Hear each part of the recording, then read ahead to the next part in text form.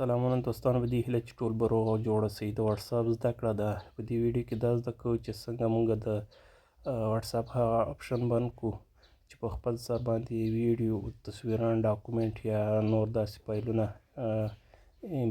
MP3 فایل نه دا ښکته کوي او هغه موږ بند کړو. نو راځو وټساپ ته دغه بار 3 ټکي ووایو او په سیټینګ باندې کلیک کوو. په سیټینګ مو چې کلیک وکړو نو راځو لاندې دغه سټوریج ډیټا ته. دا مو چې کله وایي دلته ګوره فاست لیکلي میډیا آټو ډاونلوډ.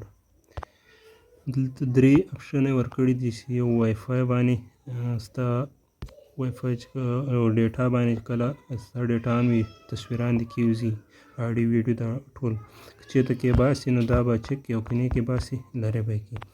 همداسې وای فای باندې تصویران کله وای فای ته چا سره آن کړي تصویران دې کېوځي، اډیو ویډیو یا ډاکومنټ دا دې کېوځي. که چېرته نه وي نو دا به داسې کړي. نو دا د تصویرانو ویډیو شیان په اتومات ډول کې وتل. نو اوس ما بند کړي دي، خپل سر باندې نه کېوځي. نو که اوس تصویر هم زه کې باسم داسې به یې چک کوم، خپله کلیک کوم یو ډاونلوډېږي، په خپل سر اوس یو شی نه کېوځي. نو دغه ستاسو امبیانې بچت کوي. دا و د نن ورځې درس.